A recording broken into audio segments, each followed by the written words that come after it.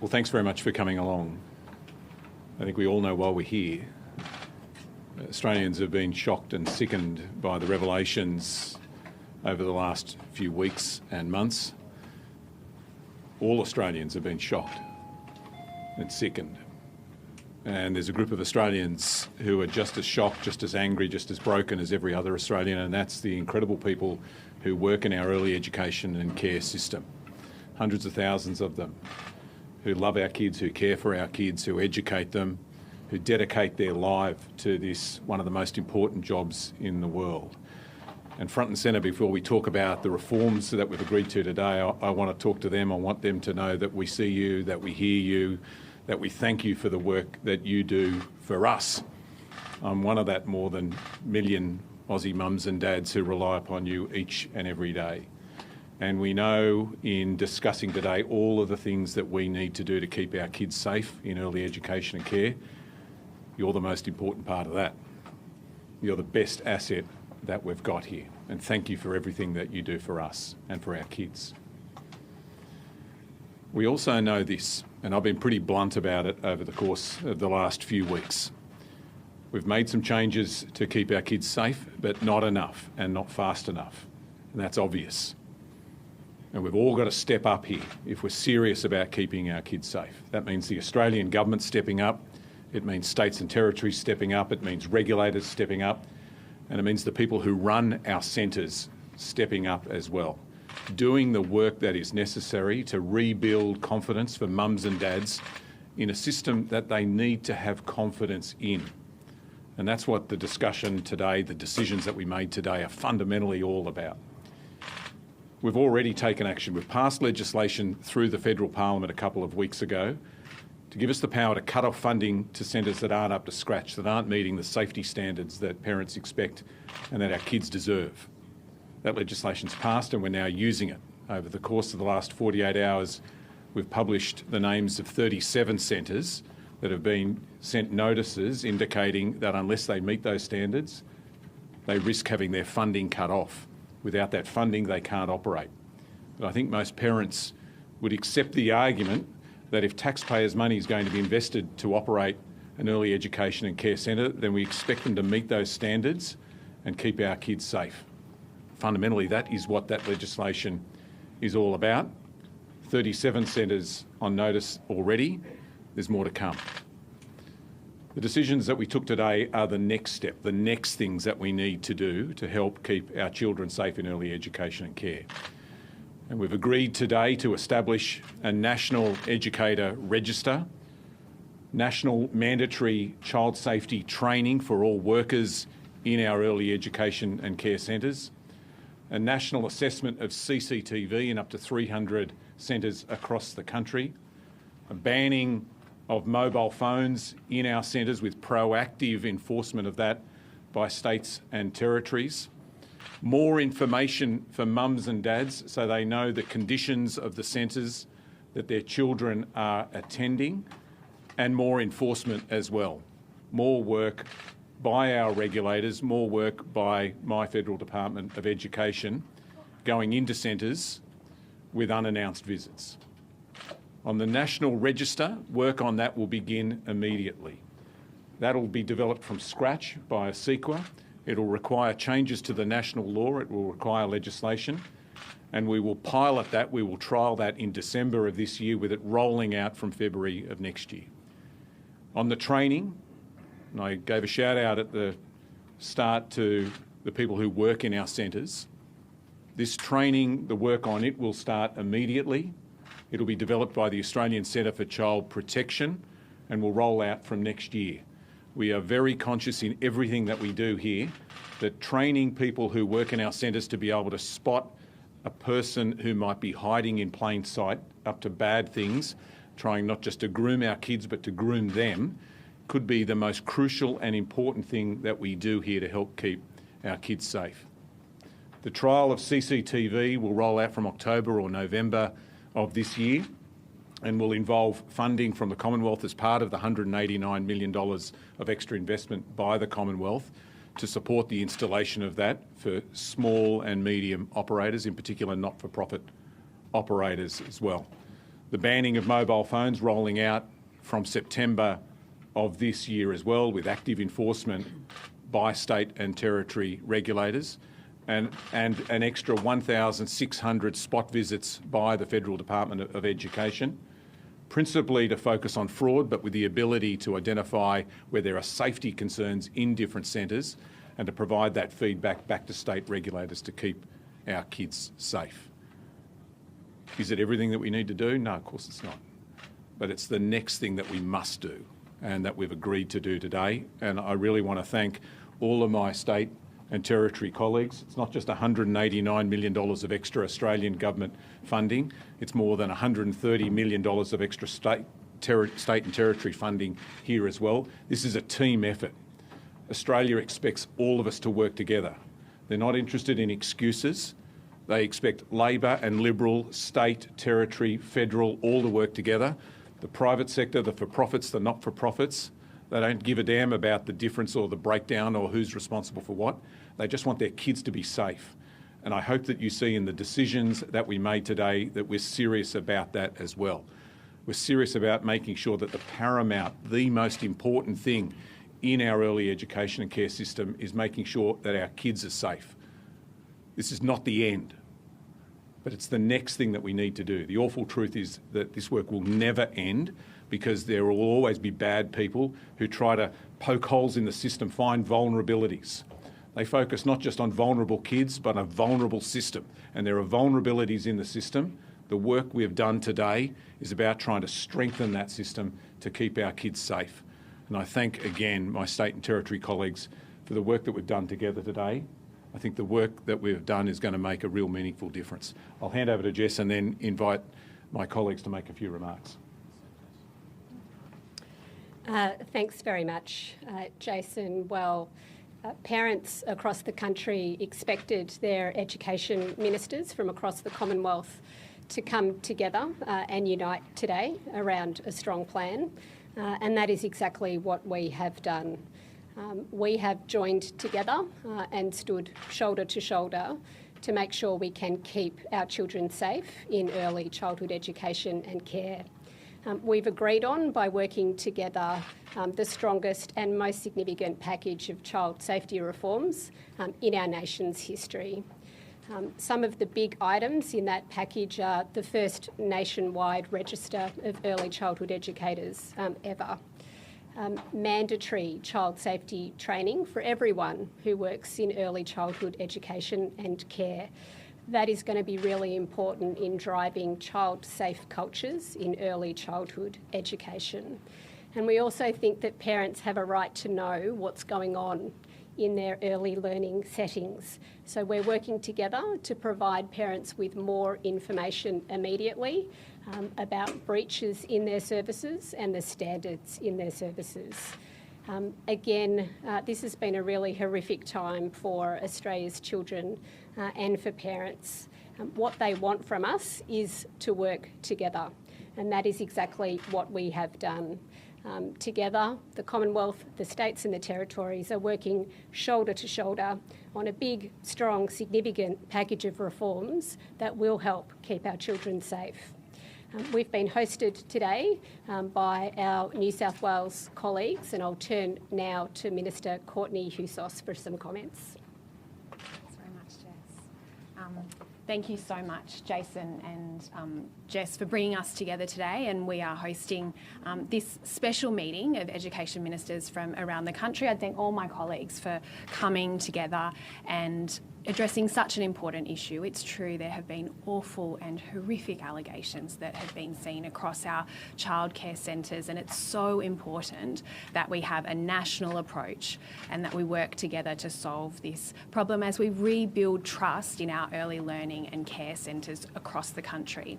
I took the opportunity today to brief ministers, as we have previously, on the important reforms that we're doing here in New South Wales as a result of the Wheeler Review. And they include changes to give more transparency to parents, more information for parents. As we rebuild that trust, we know that if we can give them specific information about what's going on in their centre, that will help rebuild that confidence. And that was important to see those changes progress today. We welcome the establishment of a national register. We think that's really important, that this is something that's done at a national level. And I take this opportunity again, as my colleagues have, to reiterate that our educators do wonderful work each and every day across centres here in New South Wales and across the country. And we want to support them to lift the standards, and that's what we've agreed to today. So there was a real sense of urgency around the need for reform today. That's something that's shared by all of us, and it's really important as we rebuild that trust that we continue to work together. I appreciate the opportunity to work closely with our federal colleagues, but in particular with our Victorian colleagues, and I'll hand to Lizzie Blandthorne now.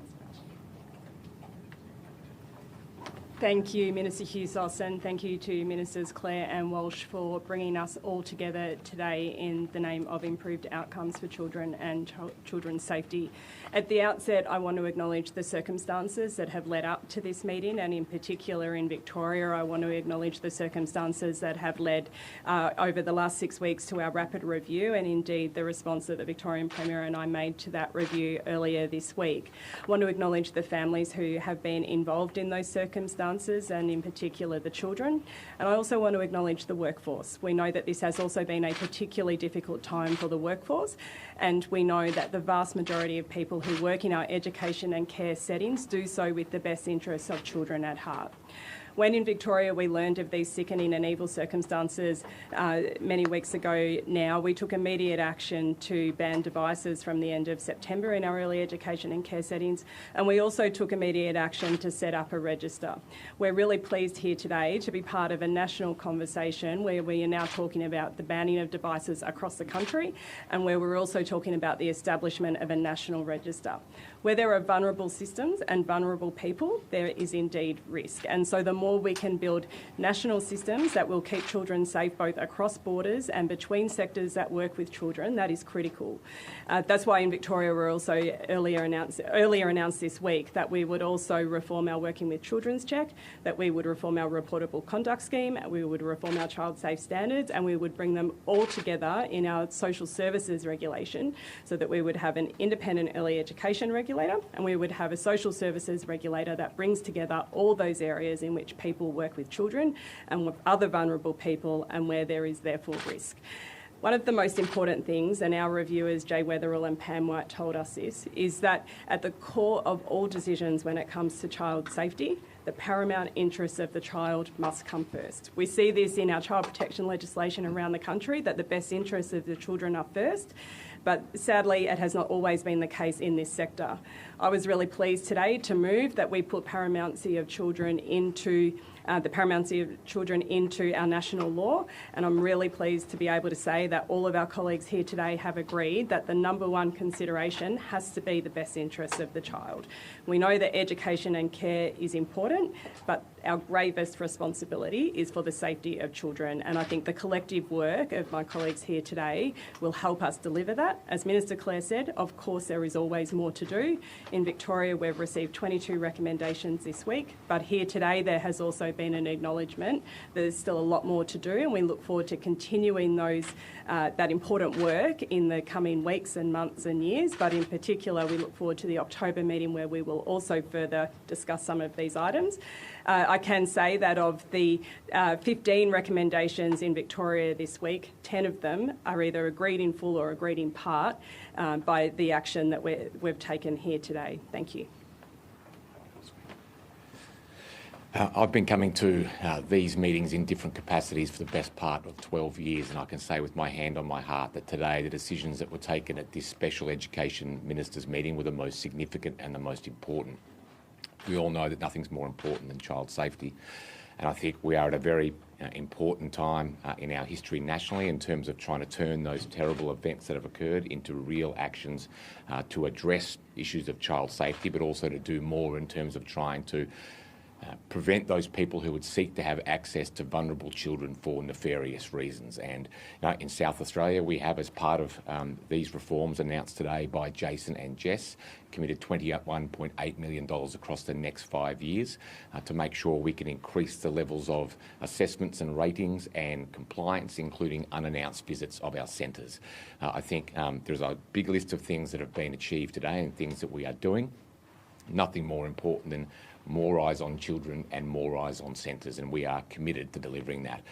I know the sector has taken a real hit. We've heard from Jason, Jess and Lizzie and Courtney around the effect that this has on the workforce, and that is a very real effect that we need to consider at a time when it is harder to find workers in this area than it has ever been. But of course today we are also united in appreciating that has been a really big effect on parents as well. And almost everyone I think here, and I certainly myself included, remember what it was like dropping off my own eldest daughter for the first time at a long daycare centre, and that feeling of vulnerability you have as a parent when you leave them there in the care of early childhood educators. It is a big step for any parent to take, and I know that when we hear stories of terrible things happening in those centres, the confidence that parents and grandparents and carers have in the safety of their children in those settings takes a real hit as well. But a bit of me today, when we were having these conversations and deciding on these important decisions, actually wished that some of those parents and those grandparents and carers could have been in the room to see the commitment was there. It has been led by Jason and Jess. They have pushed us hard, but we have all come to the party here on making sure that we don't just sign up to these new reforms, but we actually put new money in as well, which certainly is what South Australia has done, along with being the first out of the blocks with Lizzie and Victoria to put that personal mobile device ban in place as well. I just want to acknowledge the leadership that we've had from Jason and Jess. I think the decisions that we've made today will be looked back upon in years to come, and hopefully will be a real turning point for the sector in terms of rebuilding trust, but also, as Jason said, making sure that those people who seek to get access to those kids, who are absolute experts at doing it, in terms of getting access to not just vulnerable kids but also vulnerable systems, will no longer be able to do that because of changes that we're all making in our own states and territories, but work we're also doing to actually close the gaps that might exist across state and territory borders so those people can't jump into other jurisdictions and continue those terrible things. Well, John Paul Langbrook from Queensland. I'm here on behalf of my 50,000 educators in more than 3,300 services. And I know, including this week, we've had a particularly tragic incident where those childcare workers were absolute heroes. And as Blair Boyer has said from South Australia, I've been coming to these meetings since 2012 when I worked with then Ministers Kate Ellis and Susan Lee, and we would never have imagined that we'd be here 13 years later talking about the things that we've had to talk about because of what's been happening in this sector over a long time. But that's why we're very happy in the most decentralised state in the country to have the acknowledgement that a National Educator Register is something we've been lobbying for. As part of our Fresh Start in Queensland, we've also had a review into the Blue Card or Working with Children sector system, and we've also made sure that we've got a commission into the whole child safety system. We've got a statement of shared commitment from all of our members of the sector, which is highlighting the importance of our children and their safety, and that's why we're very happy to be here today with mobile phone restrictions as well as more information for parents, so that we want all parents to have the security of knowing that their children are safe when they're in early childcare, early childhood and care education. I also want to thank all of the colleagues with whom it's been my pleasure to have our first in-person meeting, and especially our federal ministers who've been leading this. So great to be here. Jo Hersey, Minister for Education and Training, Northern Territory. It has been great to be here in Sydney for this Education Ministers meeting. I absolutely want to acknowledge the work that Jason Clare and Jess have done throughout this reform. In the Northern Territory, we are committed to these national safety reforms. We have 236 centres and we have complex issues right throughout the Territory, but one thing that we are certainly committed to is the safety of our children. And I think we've heard collectively here today in the room that that is the paramount of importance. And so I look forward to rolling out these reforms and working together with the national ministers right across the country. Hi everyone, Jo Palmer joining you from Tasmania as the Minister for Education. I think one of the most frustrating things as a politician, as a minister, is that we don't have a lever we can pull that will legislate or mandate or put into regulation human decency. we don't have that lever available to us. But what we can do is we can put in place whatever barriers we deem necessary to ensure that we are reducing the risk to some of our most vulnerable children who are in care across Australia. And one of the greatest tools that we have in the toolbox to develop those barriers and to develop these recommendations is collaboration, and it's communicating with each other. And it's states and territories coming together with the Commonwealth to share the information and what we're doing in our own jurisdictions. Because this is not just about children in one particular part of Australia. We are fighting for the safety of a small child in remote western part of Tasmania, to a child living in the heart of Sydney, to a child in the Northern Territory. We have come together with an absolute team effort to ensure that right across this country we are putting in place barriers to really reduce that risk for our young people. We know the first 1,000 days of a child's life are absolutely paramount in their development of their little minds, in development of creativity, about how they feel about themselves. And our early childhood educators play such a pivotal role in being part of that development for our young people. So we thank them for the care that they give. We thank them that they are part of this conversation. They are proud of the work that they do, and we are proud of the work that they do. And so it's wonderful to see the collaboration right across Australia, across all of our sectors and across all our states and territories. We know when it comes to abuse, the place where abuse thrives is in dark spaces or in silent spaces. So we are being very loud about this right across this country, that we will do everything we can to shine a light into this sector and to be as loud as we can about the barriers we will be putting in place and the recommendations that have come out of today. I'm just so proud to be representing my small island state and to be part of a group of political leaders who've come together from all different shades of politics with one common thing in mind. We want to reduce the risk to our children. We want parents to feel encouraged and safe in the knowledge that when they take their child to be in the care of an early childhood educator, that they are safe. And above all, we want our little ones to thrive because they are the next generation of leaders for our country. Thank you. Thanks everyone. Sabina Winton representing Western Australia, and I have to say this has been certainly the most important meeting of ministers that I've ever attended. Very powerful, very inspiring, and a shared determination to make sure that we have a system right across Australia that keeps children first as our number one priority, and certainly that is reflected in the key decisions and commitments that we've made collectively. I want to just briefly acknowledge the Albanese government and the leadership of Jason and Jess in this important work. That leadership and the significant improvements and initiatives in terms of the system, we need to recognise comes really from a place of valuing and supporting the extraordinary educators right around Australia who do an enormous job each and every day in nurturing and developing our youngest little learners.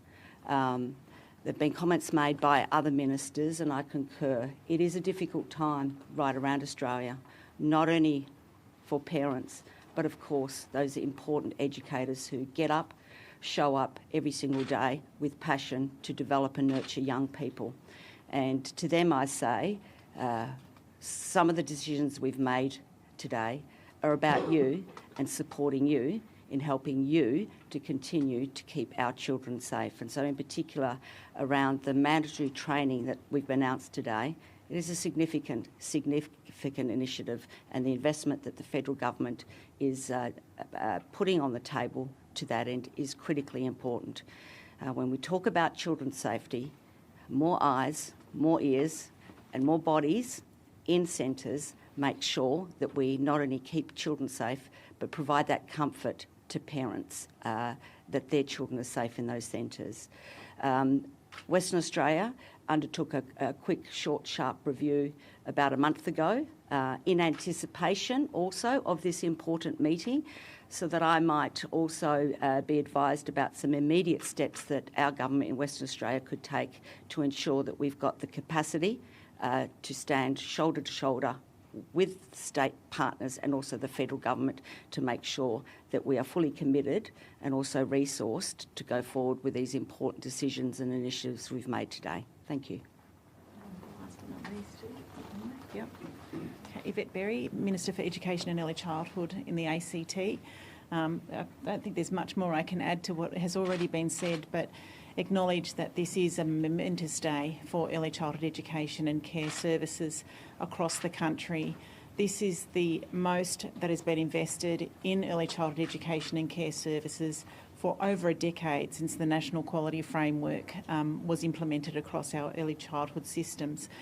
So it needs to be recognised, the level of investment, tens of millions of dollars, legislative change, policy change, and a recognition that when we value educators, we value children.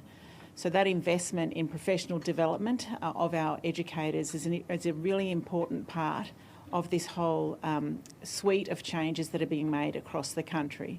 It might seem small in the world of things that are going to be happening within the sector and across the country, but in my view it is one of the most important, because when we work together as a community, as families, as early childhood educators, that's when we start shifting the culture in our early childhood system. So recognising the expertise of educators, and you've heard that from everyone here today, is an important part of the way forward to resolving some of the challenges that we've faced lately. And I acknowledge the sickening events that have happened across the country and how scared parents are feeling for their children, and we should be feeling scared for our children.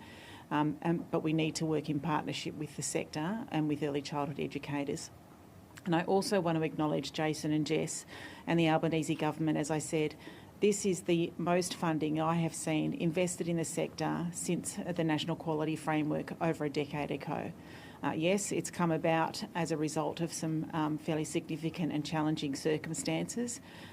It is something that the sector and early childhood educators have been calling on for years, and so we need to acknowledge that work has led us to this place as well. And hearing from parents and educators as part of this system of reforms has been an important part of this work. As Jason said, it's only the start of bigger things and more to come, and I look forward to meeting with my colleagues about what that investment might look like into the future, working very closely with the sector and, of course, with parents, and ensuring that children have a voice in that process as well. Thank you. All right, happy to take some questions. I'm sure all my colleagues are happy to take any questions you might have. Minister, can you give us some more information about how the National Register of Workers might work? Is it the plan to include just the names and employment histories of childcare workers, or will there be scope for including red flag behaviour like complaints to police, even if they don't result in criminal charges? Yeah, it's a good question. So I explained the time frame of it, that it'll be built by a CEQA, that it'll be trialled in December and rolled out from February, but it'll roll out in stages. Initially, it'll have that information that you just described, the name of who's working in our centres and where they are. But over time, we want to build all of that information into it so we can see employment history, so we can have the information that's needed to identify red flags, to tell us that someone's moving quickly from centre to centre to centre, to be able to identify that somebody, it might be up to no good. That's an important part of what we want to do here. Have information embedded in it about working with children checks as well. Let me underline, I guess, a point that would already be apparent to you. This is not a silver bullet. None of this is. None of it's a guarantee. But it is an essential component in what we need to do if we're going to keep our children safe. The experience in Victoria in the last couple of weeks, and I know Lizzie would be as frustrated as anybody about this. Apologies for interrupting. Viewers on ABC TV are leaving us here. Please keep up to date with all the latest news here on the ABC News channel. Where this alleged offender had been working and when. That sort of information should be available at a click of a button, and that's the intention behind the decision today. Minister, just on the mandatory child safety training, some parents I spoke to this morning were just kind of shocked that that was already happening. It's been happening in some countries overseas for 10 years. How badly have parents been let down by government regulations? There's already training built into the courses that people do at TAFE and at university. This is taking it to the next level.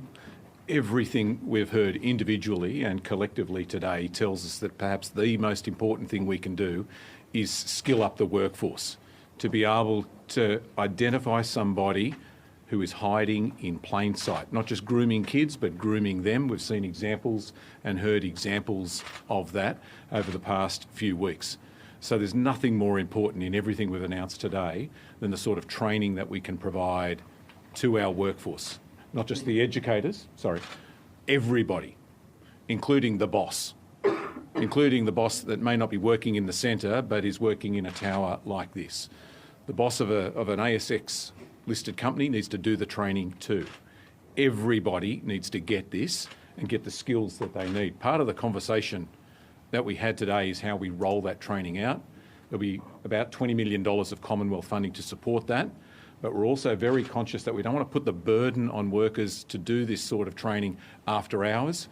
We want to, just like the teaching profession gets that professional development built in to their ordinary day, sometimes at the start of a school year or before kids go back after school holidays.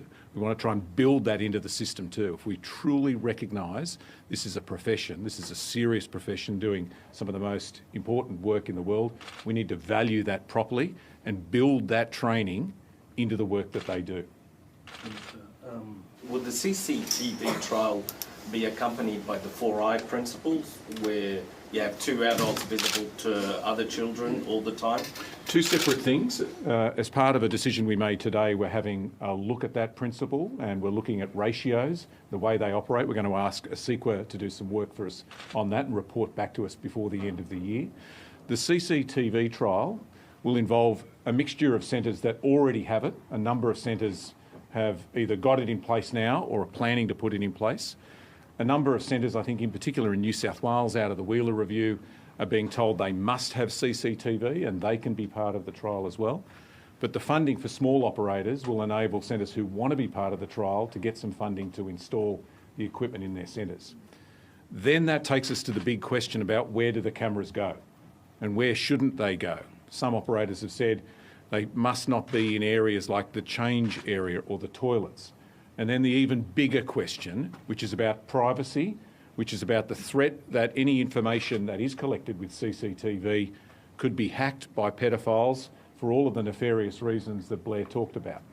Now, the police tell us that this can be an important aspect in deterring bad behaviour, and where bad behaviour does occur, it can be important in their investigation to catch the crooks afterwards. Not just the sexual assault of children, but have a think about the Four Corners expose, everything that it exposed about neglect and abuse of children in centres. If a camera's there, it helps to prove it. But we've got to make sure that if this is rolling out in centres, either because the centre chooses to do it or we fund it, that we get it right.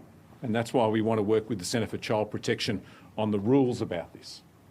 Who holds the data? Where is the information stored? To make sure that we keep our kids safe and we don't do the opposite of what we're all intending here and create a honeypot for bad people. So that's what the assessment, or that's what the trial is all about. And so what will that look like? Will there be regulatory requirements that go with the implementation of CCTV? This will be oversighted by the Australian Centre for Child Protection and a CEQA that will provide that advice. We'll commission an organisation to help us design the trial and to review it. It'll kick off, as I said, October or November of this year and report back to ministers on the progress of that trial at each and every meeting that we have over the next year, but we're expecting to get all of that back by the third quarter of next year. Will it apply also to providers that already have CCTV, some of which have had it for years and have yet to develop a CCTV policy that mandates how it's stored and who can watch it? That's the intention. They may not be part of the trial, but they'll certainly be part of the outcome of the trial. Minister, just on the register again, will it be mandatory for childcare operators to notify the registrar when a worker is hired, fired or resigned? The short answer to that is yes. In order for the register to work, providers need to put all that information into it. In order to make that mandatory, we need to change the law. Not Commonwealth law, but what's called national law. Complicated, but let me try and explain it briefly. It requires us to make a decision, which we've done today, and then the Victorian Parliament, as the host of the national law, to pass a bill through the Victorian Parliament. This can sometimes be a slow and clunky process, We got the WD-40 out today to oil the wheels and get this done. And I particularly want to thank you, Lizzie, for the leadership that you're providing and the work that your team are doing to develop that legislation that will be introduced into the Victorian Parliament and hopefully pass through the Victorian Parliament this year that does that, but also does a bunch of other things that we need to do, including making the child safety training that, Connor, you talked about a moment ago, mandatory. We need legislation to do that, and that'll get passed by the Victorian Parliament. Minister, just on staffing, a lot of people had mentioned staff rightly, but ahead of this meeting, they've been calling for an end to staffing ratio loopholes, and as my colleague mentioned, the four eyes or the two adults principle in terms of always having two people being present. Why weren't those initiatives part of today? Oh, they were. And so there was a decision that we made about charging ASIQA, the National Quality Authority, to do that work for us. Yeah. So a universal childcare system would give the government more control over the regulation and the safety, but these measures today aren't in pursuit of that reform system. What is your response to the argument that measures like bringing in CCTV is a red herring, and should the government instead be focused on deeper structural reform? Well, I think I described this as the next step. This is not everything. It's the next things that we need to do. There are a suite of different things that we're doing. We've talked, all of us have talked about workforce. One of the things that we did last year was roll out a 15% pay rise to all early educators across the country. That's important. That's making a difference right now because people who left this extraordinarily important profession are coming back to the sector, and we need them back. The safest places are places where people aren't temps or aren't labour hire, but they're permanent and they love working there and they work there for a long time. You know there's something wrong when you can see someone moving from centre to centre to centre, or when people are just moved on rather than stopped by the system that should be stopping them. So that investment counts. That's one of the examples of the investment that the government is making to build a stronger system. And that's working because we're seeing an increase in applications and a drop in vacancies. The 3-day guarantee changes that come into place from next year are about making sure that every child gets access to early education and care, and every child gets access to it at the level that they need. That doesn't exist at the moment, but it will because of those changes. I'm not saying that what we've announced today is everything. It's not, but it is the next thing that we need to do. What's next in the pursuit of universal childcare? Oh, I won't preempt that today, but we asked the Productivity Commission to do a big piece of work for us on that. We've now got their report. We're implementing the pay rise. We're implementing a $1 billion fund to build more centres where they don't exist at the moment. We're getting rid of that activity test to make sure that more kids get access to early education and care. There's more to do. I won't be announcing that today. Minister, multiple reports have found that the regulators, which are responsible for the inspections and for penalties against childcare providers, are underfunded to do their job. It used to be the case that the Commonwealth funded that in partnership with the states, but that agreement stopped in 2018. Is the Commonwealth considering reinvesting in funding the states' regulators so they can do their job? I would just make the general point that we've all got to step up here. And I hope you see in the announcement we've made today that we are stepping up. New South Wales Government's investing an extra $55 million into services and into work like that. The Victorian Government's investing an extra $42 million into regulators and into the work they need to do to make sure that we've got the inspections happening at the rate that they need to happen. South Australian Government's announced an extra $22 million for exactly the same thing. As part of the $189 million that we've announced, a big chunk of that is about $73 million for my department to do work like that, and about $20 million on a joint compliance and monitoring program with the states as well. So it's an example of us working together. We're not going to fix this unless we work as a team, and I hope that you see in the announcements that we've made today that this isn't just the Commonwealth doing something or the states doing something. This is all of us working together to get the job done. But there won't be a similar joint partnership funding of the regulators as we saw up until Well, I point you to what I've just mentioned there around the $20 million for joint compliance and monitoring. That's an example of the Commonwealth investing more funds to support state and territory regulators. Minister, will the register also be used to verify workers' qualifications? Potentially, yeah. We think that as we develop and build this register over time, it's an opportunity to build that type of skills passport or that qualification index that tells us more information about individuals in our centres. Again, you know, that's not about sort of pointing people out, it's about recognising that this is a profession. Minister, just on the unannounced spot checks, you mentioned 1,600 that were mostly for fraud. Does there need to be more of that? I mean, there's 15,000 centres in Australia. Should there be an annual off-the-cuff inspection? Well, that's just one part of the puzzle, right? This is an extra 1,600 spot checks by the Commonwealth Government every year. That's on top of what we already do. That in a sense, pays for itself because we know that there is fraud in childcare. A classic example of that is where a centre might say that a child is there for 3 days and they're only there for 2. You turn up and you find out that the Commonwealth taxpayer is being defrauded because the child isn't there.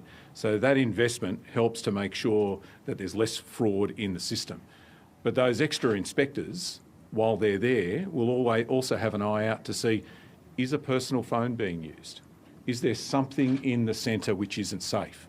And they're not empowered to take action there. But in a joined-up system like the one we're building, they can ring the state regulator and say there's a problem at the centre down the road. Do you have any figures on how many inspections total take place then? I'll come back to you and give you the number. Yeah. Minister, what's the threshold for parents being notified of any breaches in childcare centres? Breaches? Well, I think the big problem at the moment is parents don't know what's going on in their centres. It sometimes depends on the relationship you have with your individual centre. I think JP made the point where you mate, that a bit like politicians, we might like our local politician but not politicians in general. We might like our local centre but we're buggered if we know how the whole system's working. And I can tell you, and all of us have talked about how important our educators are. I won't go on and tell you about Kelly and Kerry and all of the wonderful people who look after my little guy at the moment. We entrust the most precious thing in our lives with these young people, and it is important that parents know what is going on. So today we agreed that on the Starting Blocks website, the national website for the childcare sector, that there'll be more information available to parents in terms of conditions that have been imposed on centres and also information about when was the last time the regulator was there. That'll all go up from September. From November, more information will be on that site for parents, that to be able to tell them where there's been breaches or where there's been enforcement action imposed by the regulator on the centre. The next step after that is something that came out of the Wheeler Review that was also recommended in the Weatherall Review, which is physical information in the foyer, in the reception area of the centre, so parents, when they walk in or carry in their kids into the centre, can see what has been imposed on that centre, what conditions, what enforcement actions, where they rate whether they're meeting the standard or not. Now, we might need legislation to do that, and so we're going to make a further decision about that when we meet in October. Minister, speaking of standards, one of the ideas or proposals that came out of the Victorian Review was to establish an administrator for services that are defunded and closed for failing to meet these standards. Did that come up in today's meeting at all? We were briefed on that by the team that did that rapid review. Jay Weatherall briefed us on the recommendations. We didn't go into the detail of that. Each state does this a little bit differently. So, for example, in South Australia, where there's a centre that's under investigation, where we're concerned that they are not meeting the relevant standards, they've got the capacity to put in an expert into that centre to help them reach the standard. If this legislation works the way we want it to work, we're not talking about centres shutting down. We're talking about centres getting up to the standards that our parents and our expect and that our kids deserve. I don't want to shut centres down. I know what that means for parents. That's why we're giving centres 6 months. That's why we told centres last week, you've got a week to tell parents before we make it public that you're a centre where we've imposed these conditions. And now the work begins working with those centres to make sure they meet those standards.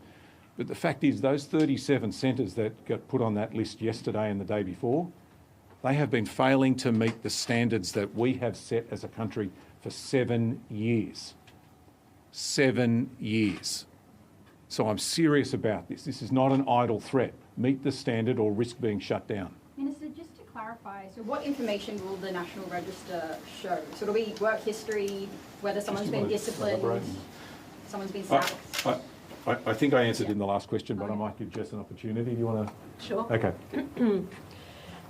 So the The register will include the contact details of early childhood educators who work across the country and details of where they work.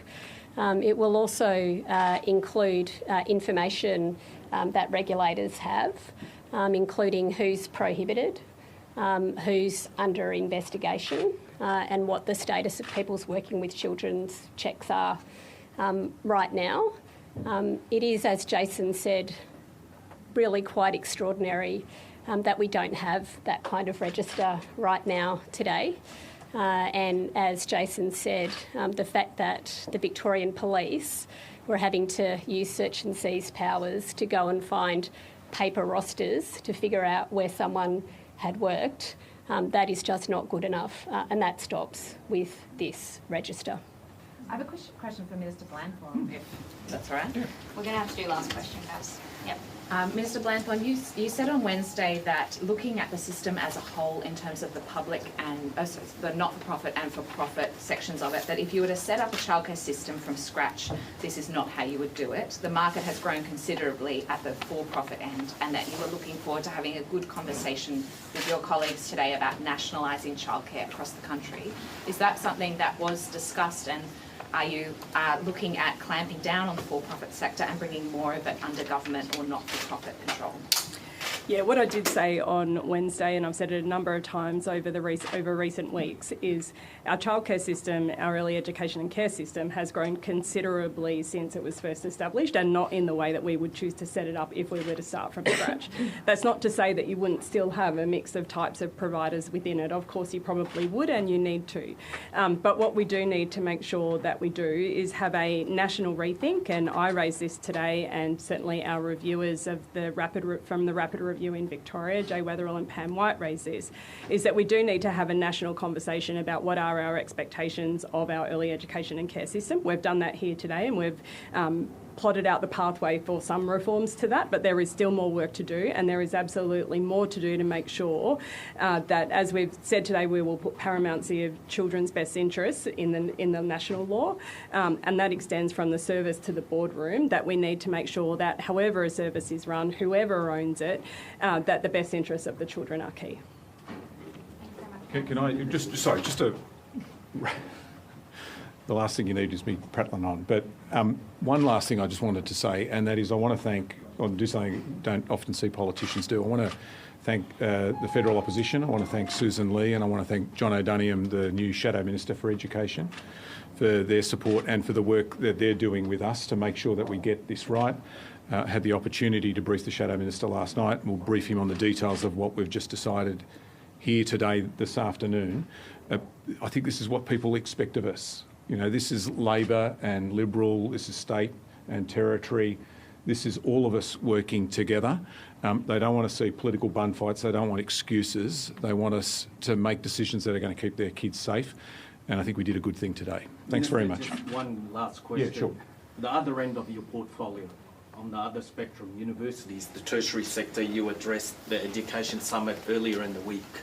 There has been cancellation of certain academics, such as Rand Abdel Fattah. You also ordered a specific investigation while saying that there was no political interference, or you vowed that when you in your portfolio, but her ARC grant was cancelled. So many academics are also fearing the censorship in universities. Does your government have a responsibility to actually talk to academics rather than the managerial class that is running these universities? I'll just make the general point, and I made it earlier this week at the AFR Summit, that if you don't think there's a problem with university governance, you've been living under a rock. And whether that is sexual assault and harassment that's been at universities, or wage theft, or anything else, that universities, we've been talking about stepping up today, right? Stepping up on child safety. Our universities have to step up when it comes to good governance. And one of the things that we as a group, as ministers, will consider when we meet in Queensland in October will be reforms to improve the governance of our universities. So stay tuned, there'll be more on that when we meet again next month. And does that include the freedom of expression of academics who have had their research cancelled? You will see part of that when we get the expert report. Thanks very much, guys.